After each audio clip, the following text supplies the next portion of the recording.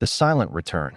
The morning sun cast its gentle light over the village of Kanyama as Sergeant Laban trudged down the dusty road, his rifle slung across his shoulder. His boots were worn, his face roughened by months of battle, but his heart carried a single hope: to see his wife, Amina, again. He had left her when the war broke out in the neighboring province, promising to return as soon as peace returned.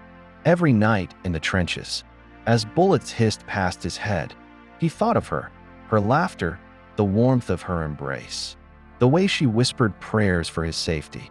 That thought kept him alive. When Laban finally reached his home, the gate creaked open with a familiar sound. The small hut looked untouched. The mango tree still stood strong beside it. But something felt different, a silence that weighed heavy on his chest. Inside, Amina sat by the fire, startled at the sight of him. Her eyes widened, and for a moment, joy flickered in them. "Laban, you're back," she gasped, her voice trembling. He smiled faintly, his eyes soft. "I told you I'd return." But even as he reached for her hand, he sensed the distance.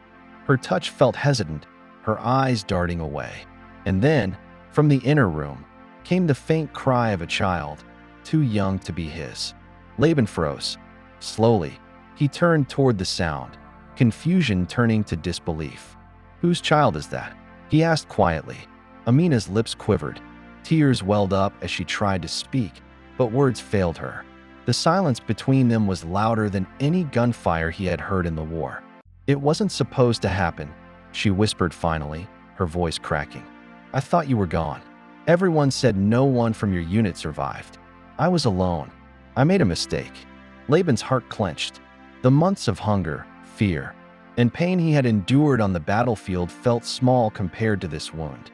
He stepped outside, staring at the horizon where the sun began to sink. The same sun he had chased for months, dreaming of home. The village children laughed in the distance. Life went on, indifferent to his breaking heart. He set his rifle down by the door, the symbol of a war fought for a future that no longer existed.